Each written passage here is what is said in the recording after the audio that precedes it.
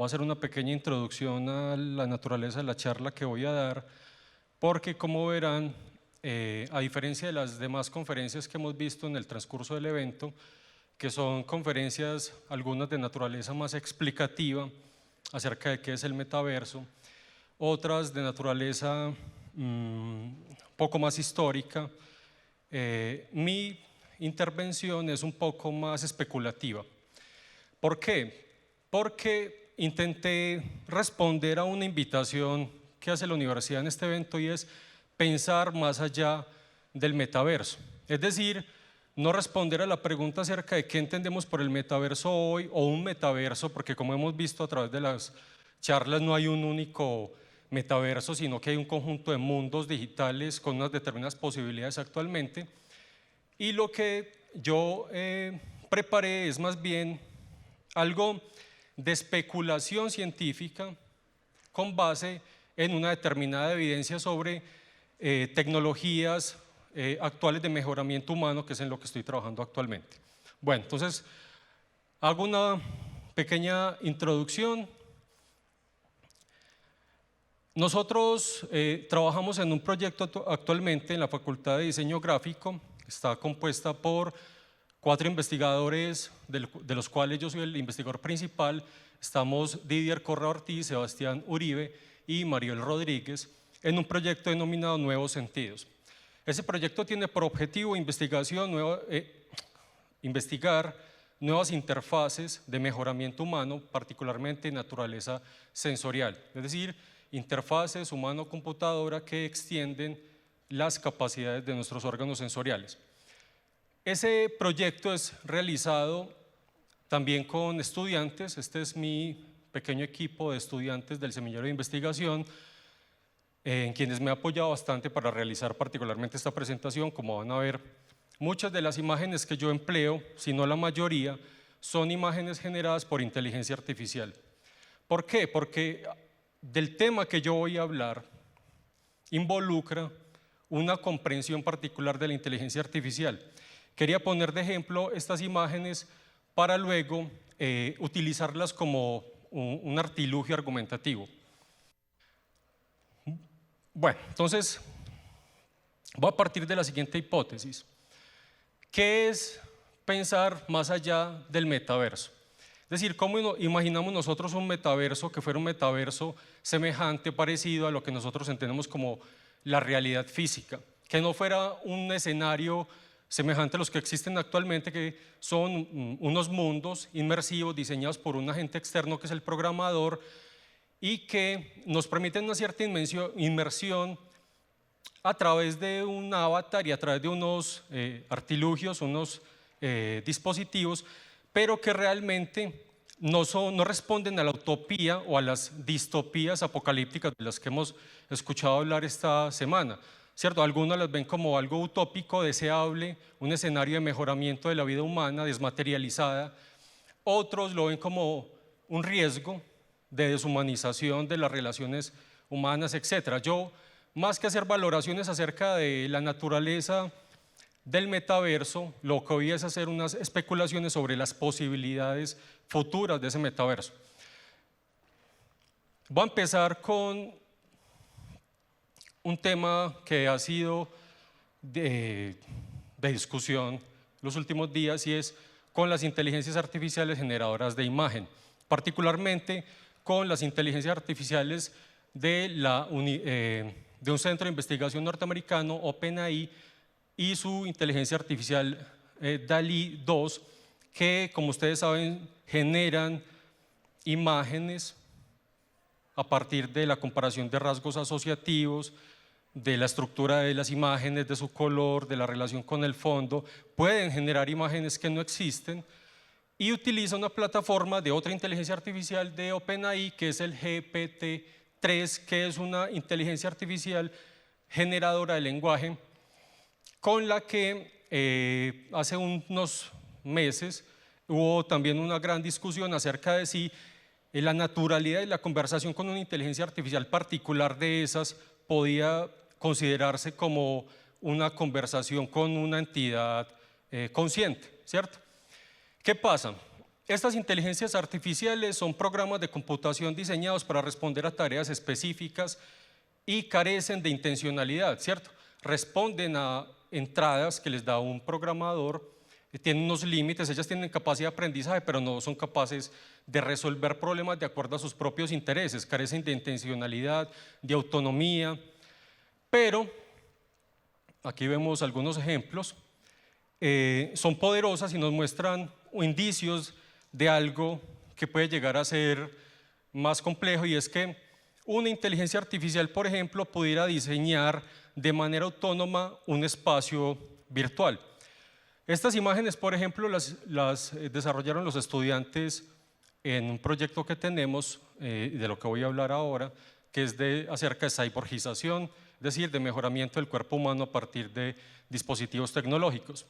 Le dimos la entrada a la inteligencia artificial de OpenAI, a DALL-E, que generara brazos robóticos con rasgos orgánicos.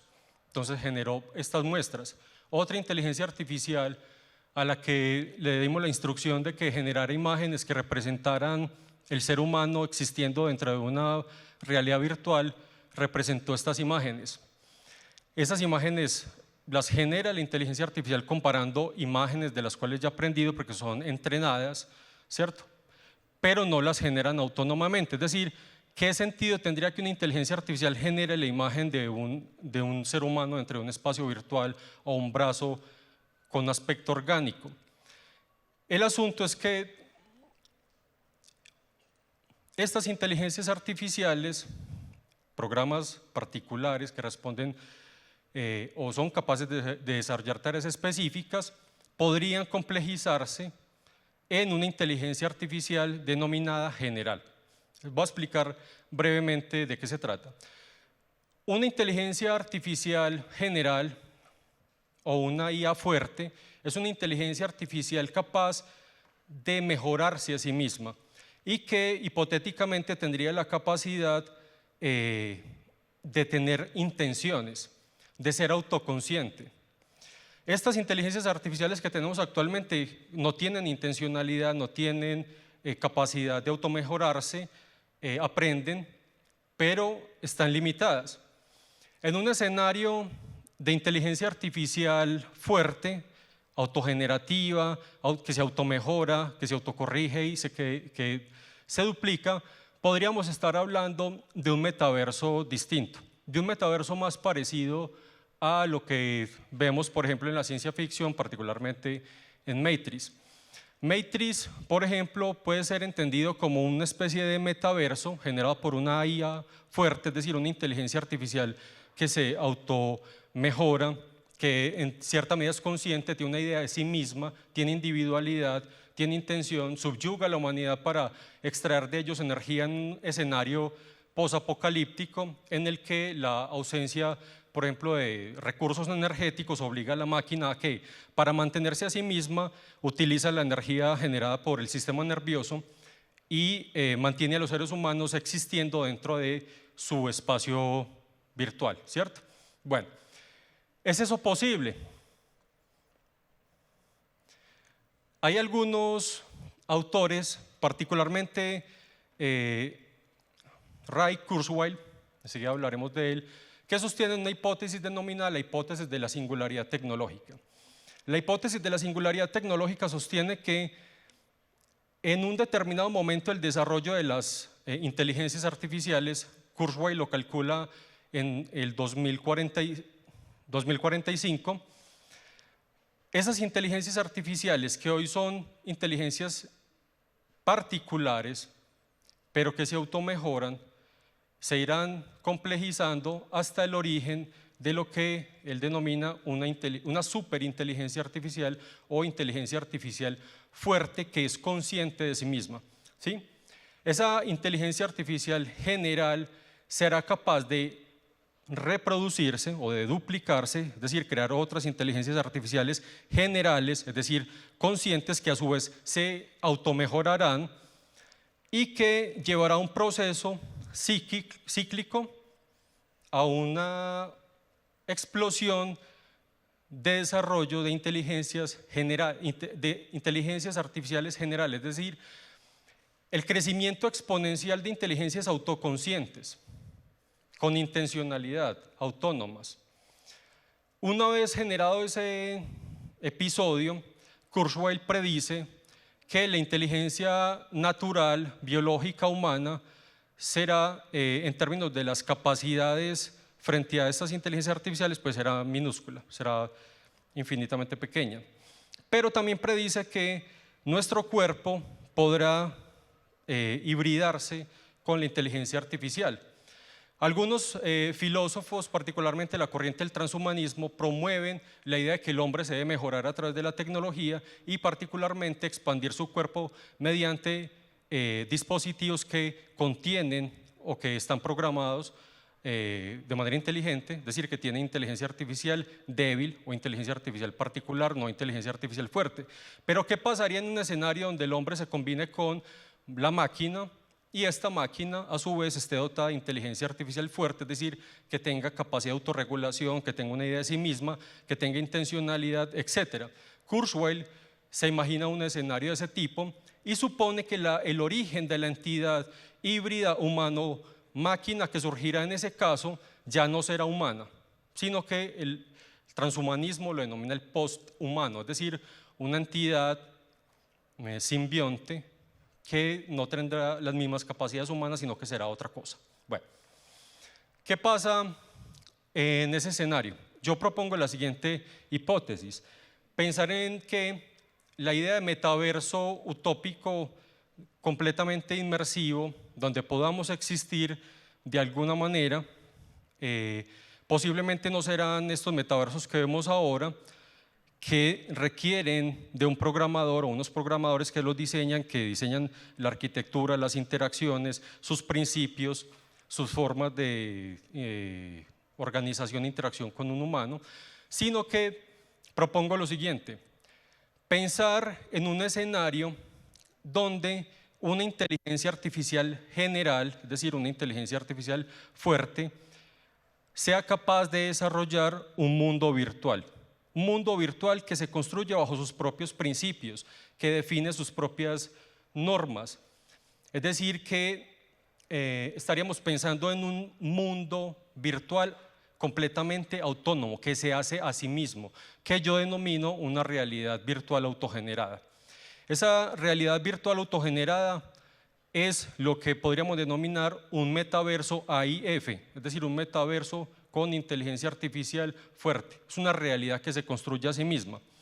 ¿Cómo podría existir un ser humano en una tal realidad si los principios de interacción no serían definidos por los seres humanos, sino que serían definidos por la misma inteligencia artificial?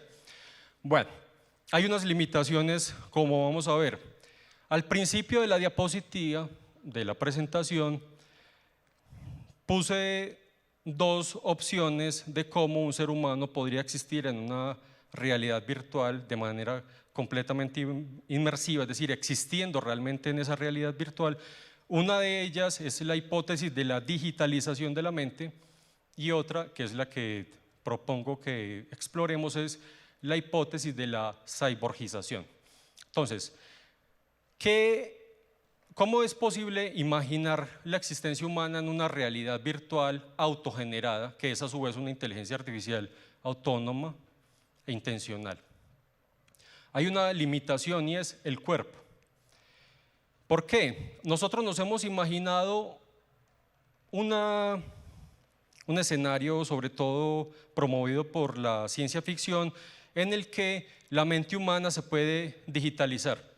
Es decir, que se digitalizan todos mis patrones de actividad neuronal, todos mis recuerdos, mis intenciones, todo lo que soy yo, mi conciencia, y de algún modo se puede guardar en una máquina, ¿cierto? Se descarga, por ejemplo, como en algunas series recientes de ciencia ficción, se guarda en una memoria, se carga en una computadora. Es ese escenario posible. La mayoría digamos, del soporte teórico de esas especulaciones proviene de un enfoque de la mente, de un enfoque de la cognición, que es el enfoque computacional. El enfoque computacional de la mente sostiene que la computación que realiza el cerebro es un conjunto de ejecución de instrucciones programadas dentro de la estructura del cerebro que de algún modo se pueden escanear, ¿cierto? Se podrían escanear y se podrían digitalizar. Y de algún modo nos imaginamos que es digitalizable la mente humana. Pero, ¿qué pasa con esta hipótesis? Se sostiene a partir de un modelo descorporizado del cerebro, donde, digamos, lo único que genera la mente es el cerebro, y para que el cerebro esté vivo necesita un soporte biológico, recibir nutrientes, y hay algunos autores, particularmente filósofos como Jonathan Dancy, que propuso una idea que hoy, digamos, genera mucha discusión, y es que si el cerebro estuviera en una computadora, si no fuera esta realidad la realidad real, sino que esto fuera ya una realidad simulada, estaríamos viviendo una simulación, mientras nuestro cerebro estaría conectado a una máquina de soporte biológico y no sabríamos distinguir, por ejemplo, si estamos dentro de la simulación o no, porque la realidad sería la realidad donde está el cerebro, que no tendríamos ni idea de cuál sería, ¿cierto? El asunto es que hay otro modelo reciente que es cada vez más fuerte dentro de la neurociencia, que intenta responder a algunos problemas de la neurociencia computacional y del modelo computacional de la cognición, y que propone un modelo corporizado de la cognición de acuerdo con el cual la mente humana necesita necesariamente el cuerpo, porque el cuerpo cumple papeles cognitivamente activos, es decir, constriñe la generación de actividad cognitiva a través, por ejemplo, de la generación de bucles sensomotores, es decir, de percibir, actuar sobre la realidad, alimentar el cerebro, modula la actividad cerebral, las emociones mismas que se generan como estados viscerales modulan la actividad cerebral, la marcan somáticamente. Entonces, ¿cómo sería posible generar una mente sin cuerpo? Sería una mente vacía, ¿sí? Porque la mayoría de la actividad cognitiva que genera nuestra mente está determinada por el cuerpo en el que el cerebro está embebido y por digamos, la relación que mantiene el cuerpo con el mundo. Ahí surge una triada cerebro, cuerpo, ambiente que es imposible de destruir. Entonces, hay algunos autores que sostienen lo siguiente: nuestra mente no solo necesita del cuerpo para generarse el cerebro, no solo necesita el cuerpo para generar una mente, sino que necesita de una realidad con la que ese cuerpo está interactuando, y esa realidad tiene unas determinaciones a las que nosotros nos hemos acoplado históricamente a través del curso de la evolución humana. La forma como están hechas nuestras estructuras sensoriales, la forma como están hechas nuestras estructuras motoras, la forma como evalúa el cerebro, la información depende de cómo estamos estructurados corporalmente, de lo que se denomina un esquema corporal o el plan corporal, que es un producto evolutivo, es decir, un producto de un desarrollo histórico del cuerpo. Entonces, imaginar cómo es que sería la existencia de la mente humana en una realidad digital es imposible, porque no es posible la digitalización del cuerpo.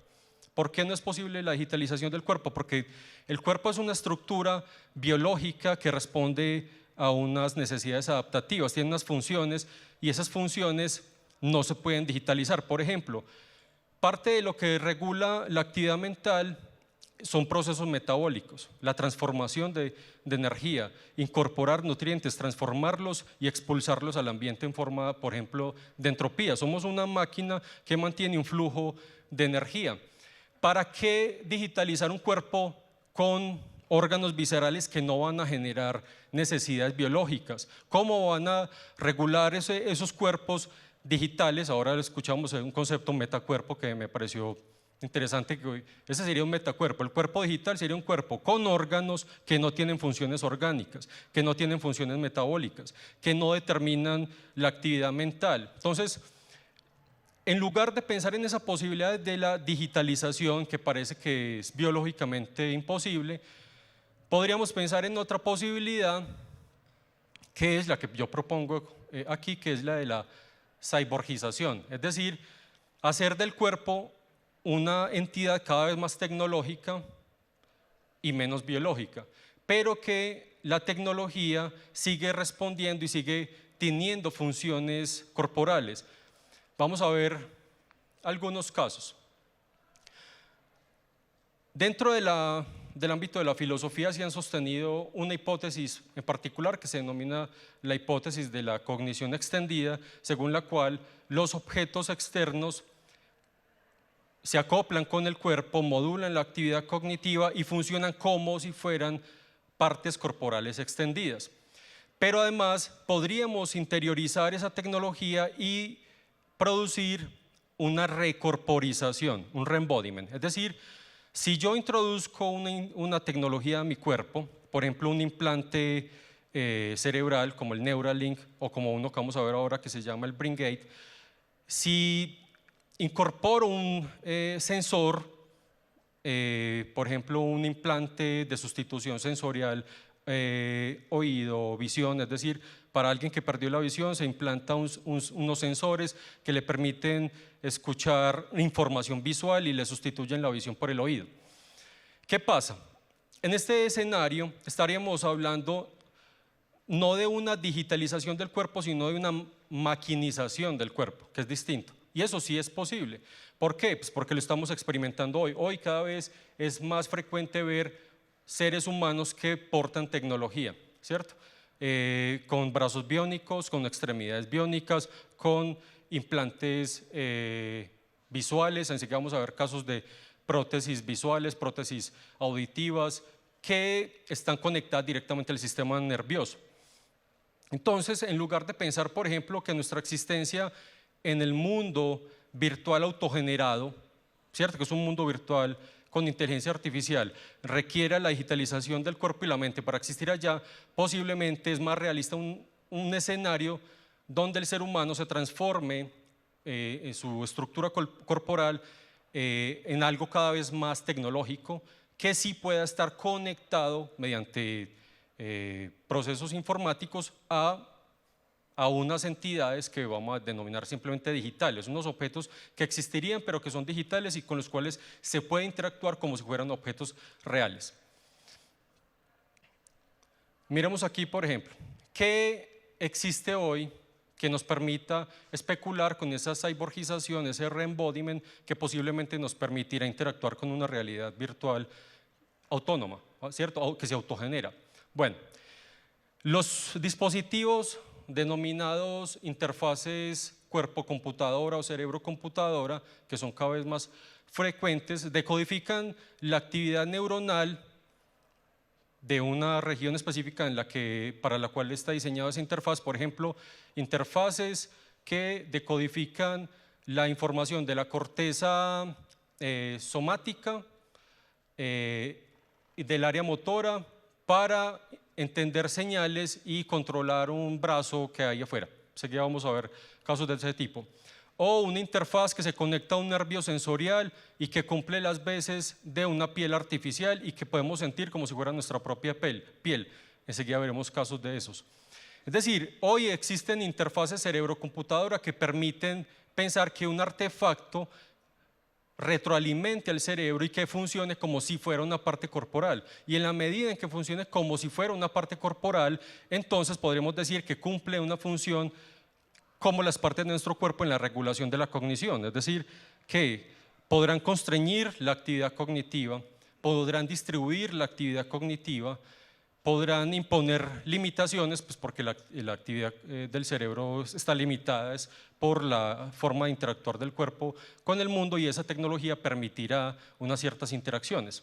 Entonces, pensemos en qué es lo que tenemos actualmente. En el proyecto que nosotros estamos desarrollando, el proyecto Nuevos Sentidos, estamos estudiando particularmente dispositivos humano-computadora de naturaleza sensorial. Estamos interesados también en comprender, por supuesto, las interfaces que son puramente neurales, es decir, que van directamente conectadas al cerebro, pero ahora estamos explorando qué es lo que hay. Entonces, aquí les he traído algunas muestras y a partir de esas muestras especular cómo podríamos interactuar si estamos completamente convertidos en cyborg, recorporizados con la tecnología, con una realidad realmente virtual. Bueno. Estado de desarrollo actual. Disponemos de muchos dispositivos de extensión sensorial que permiten aumentar, sustituir o restaurar modalidades sensoriales. Por ejemplo, modalidades sensoriales dañadas, sustituirlas por una modalidad sensorial que funciona correctamente a través de un dispositivo que se denomina de sustitución sensorial. Restaurar un órgano sensorial como la retina, ¿sí? Dañada, por ejemplo, con una prótesis retinal o con una prótesis de extremidad, o aumentar una capacidad sensorial que no está dañada, que funciona bien, pero aumentar sus capacidades con, por ejemplo, un artefacto de aumento de capacidades visuales. Por ejemplo, unos lentes infrarrojos nos permiten ver un espectro visible del color al que no podemos acceder naturalmente. Entonces, hice una búsqueda de dispositivos que nos permitieran especular un poco sobre cómo la recorporización, la transformación del cuerpo y por lo tanto la transformación de la mente humana nos permitiera pensar en un escenario posible donde sí nos conectemos con una realidad puramente digital. Este es un dispositivo pues, conocido por todos, un implante coclear. ¿Qué es lo fascinante de un implante coclear? Que está directamente conectado a una región neuronal, está directamente conectado al nervio auditivo. Entonces, recoge información del ambiente, información sonora, la procesa y luego estimula eléctricamente la cóclea donde están los receptores auditivos. Es decir, descarga información directamente sobre el nervio auditivo que se ocupará de llevarlo hasta la región del cerebro que procesa la información auditiva, que es la corteza auditiva primaria. Pero inspirados en trabajos sobre los implantes cocleares, algunos científicos, en particular estos dos, Costanzo y Coelho, Coelho es un especialista en implantes cocleares, desarrollaron en conjunto un implante olfatorio. ¿Qué es? Funciona de manera semejante a un implante coclear. Hay un sensor artificial que recoge información olfativa real y lo transporta hasta el bulbo olfatorio con el que está conectado unos microelectrodos. Hay unos microelectrodos pegados en el bulbo olfatorio, aquí está el receptor, en el prototipo que ellos tienen montan ese sensor sobre unos lentes, podría ubicar en cualquier parte del cuerpo, podría estar de hecho implantada en algún hueso, recoge información y la manda directamente al bulbo olfatorio para que sea procesada por los centros corticales del olfato. ¿Qué pasa? Que en un escenario, por ejemplo, donde la información sensorial no provenga del ambiente, del mundo real, sino que sea generada por computadora, para el cerebro sería indistinto si este sensor que viene aquí en las gafas o que se implante en el cráneo recoge información olfativa real o es información olfativa aumentada, simulada, y que se envía el sensor y ese sensor estimule eléctricamente el bulbo y mi cerebro cree que está oliendo, pero no estaría oliendo. O sea, no estaría oliendo un olor de la realidad real, sino que estaría oliendo un olor de una realidad virtual.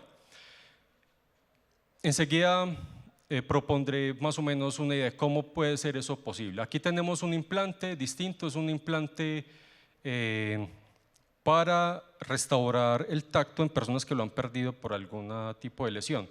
Funciona como una piel artificial. Ustedes saben que nuestra piel tiene mecanorreceptores mediante los cuales pues, detecta los cambios de presión de los objetos que tocamos o que nos tocan y que envían información al cerebro por vía de unos nervios ascendentes, unos nervios sensoriales. Este implante se puede conectar a los nervios sanos del área afectada. Es decir, supongamos que una quemadura, el área de esa quemadura queda insensible. Se puede instalar el implante, que es una especie de implante de piel, cuando me toca un objeto, el implante envía información mediante electrodos, los mismos principios, a mi nervio sensorial que enviará la información al cerebro y que me permitirá a mí sentir el objeto que me está tocando, ¿sí? Con una piel que es un implante. Entonces, este dispositivo, al igual que los anteriores, está directamente conectado al cerebro a través de nervios. Si nos imaginamos, por ejemplo, que esto en un escenario futurista podría estar cubriendo completamente el cuerpo, reemplazando nuestra piel por un implante de piel, quiere decir que nosotros podríamos censar información virtual, es decir, que no necesitaría responder a un patrón de estimulación física real, sino con información sensorial generada por computadora que se transmitiría por vía de los nervios sensoriales hasta la corteza somestésica, donde yo sentiría que algo me está tocando la piel sin que me esté tocando un objeto real. Y este es el que a mí más me interesa, un implante de retina. Este implante de retina es una microplaca que contiene detectores de luz que funcionan como si fueran los fotorreceptores de la retina y que estimulan el resto de las células retinales sanas que envían esa información por vía del nervio óptico hasta la corteza visual y que le dan al cerebro le dan sensaciones visuales. No, digamos, hay una restauración completa del sentido de la vista de las personas que llevan este implante, pero hay una recuperación parcial de la visión. Pueden ver formas, pueden reconocer movimiento, etcétera. Al igual que en los anteriores dispositivos que hemos visto, este es un implante que podría ser estimulado no por información del mundo real, sino por información generada por computadora. Entonces, llegamos a este punto.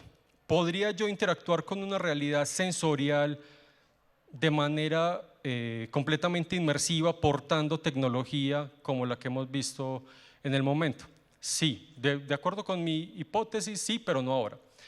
Para eso se necesitarían combinar varias tecnologías y en particular tecnologías como estas, que son tecnologías sensoriales aumentadas, es decir, que nos permiten interactuar con información visual aumentada, con información auditiva aumentada, con información olfativa aumentada, con información gustativa aumentada.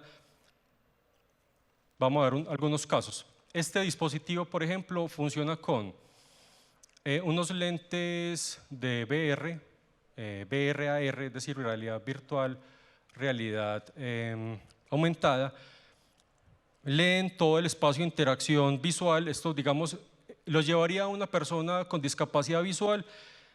El dispositivo hace una lectura de los objetos que hay en el entorno y los transforma en información auditiva. Los objetos podrían sonar sin que uno los vea, suenan, digamos, esa representación es espacial, uno podría determinar dónde están ubicados según su sonido o incluso te daría los nombres. Hay varios modelos, algunos por ejemplo nombran los objetos. Entonces, si estás mirando hacia un computador que no estás viendo porque estamos diciendo que puede ser una persona con discapacidad visual, te dice computador al frente, silla a la derecha, mesa en tal posición, o los objetos sonarían cuando estés caminando. Dos de los dispositivos que más me interesan de realidad aumentada son estos dos. Primero, un sintetizador de sabores, sabores artificiales. Podrías probar el sabor de una sopa de pollo que no existe a través de un sintetizador que se llama el sintetizador Norimaki, o oler olores que no existen en la realidad real porque son producidos por computadora. El de arriba no es un implante que va directamente conectado al bulbo como el que vimos ahora, sino que este descarga la información sobre los receptores sensoriales de la mucosa y es portable. Este también es un prototipo, el de abajo es un prototipo de un sensor que mediante estimulación eléctrica descarga sobre la lengua información que tus receptores gustativos interpretan como sabores. Y hay otro, ya lo vamos a ver, que funciona exactamente igual, transmitiéndote información gustativa de objetos digitales. Este es un esquema del funcionamiento del Norimaki. Está cargado con unos iones que cuando son, digamos, con unos patrones eléctricos específicos van descargando información sobre la lengua. Y, por ejemplo, si estás interactuando con comida digital a través de ese dispositivo, que es un prototipo, saborearías esa comida digital. Pero hay dispositivos más complejos. El de arriba, por ejemplo, es un dispositivo que permite en la estimulación de receptores gustativos y crear sensaciones más realistas de sabor. El de arriba está en una fase de desarrollo. Y este de abajo me interesa porque, aunque son muy comunes y son cada vez más comunes, los guantes de realidad aumentada son interesantes para mostrarnos cómo es que, por ejemplo, nosotros podemos interactuar de manera áptica con objetos digitales. Aquí vemos en este pequeño video cómo funcionan. Este prototipo en particular se llama el Cybershop.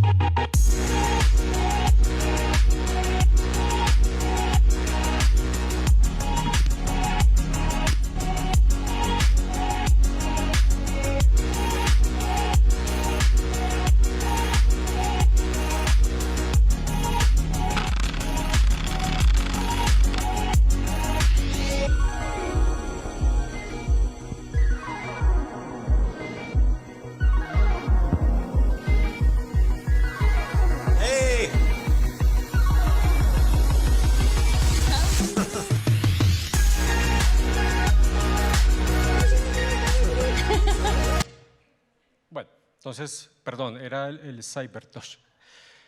Te permite sentir el peso del objeto, tocarlo como si estuvieras tocando un objeto real. Es decir, tiene la capacidad de proporcionarte información del peso, de la textura, del tamaño, cómo funciona el tacto normalmente. La hipótesis que propongo desde el principio es el siguiente. Si nosotros modificamos la corporización humana, ¿cierto? El reembodiment, a través de tecnología implantada, que en lugar de restaurar, aumentar o sustituir los órganos de los sentidos, funcione de manera combinada con dispositivos de realidad aumentada, podríamos tener experiencia sensorial de objetos puramente digitales.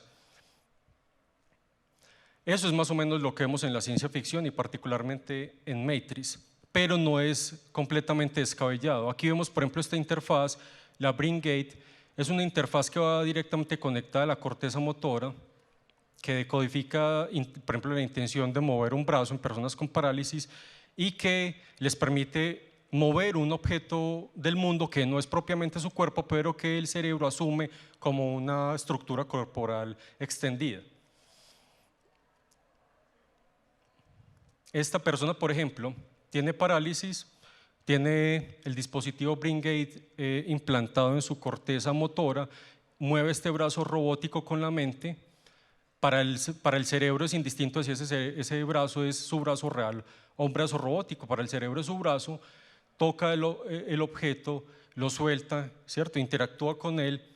Y si ese brazo robótico tuviera, por ejemplo, la piel que vimos ahora, esa persona podría sentir con ese brazo robótico como si fuera su propio brazo. Entonces no solo manipularía un objeto, sino que también lo sentiría. O sea, si se pudieran, y eso es lo que estoy diciendo que es posible, combinar tecnologías de aumento sensorial con implantes de restauración sensorial, podríamos tener, por ejemplo, un cuerpo extendido que interactúa con información de realidad digital. Entonces, esta es la hipótesis final que yo planteo. En un metaverso IAF, es decir, el metaverso con inteligencia artificial fuerte que se autogenera, yo podría existir e interactuar con los objetos digitales si se me presentan como objetos que colapsan con la realidad física, es decir, que de manera indistinta yo puedo interactuar con objetos físicos u objetos digitales en una realidad que tendría más la forma de una realidad mixta que de una realidad puramente virtual en la que se digitalizaría la mente y yo existiría allá, ¿cierto? Esta es una idea más ajustada a, por ejemplo, una realidad combinada, virtual, aumentada, física, en la que mi cuerpo cyborizado interactuaría de manera indistinta con objetos físicos, objetos aumentados, de realidad aumentada o información puramente digital. Entonces, digamos que lo más plausible, de acuerdo con las cosas que tenemos hoy,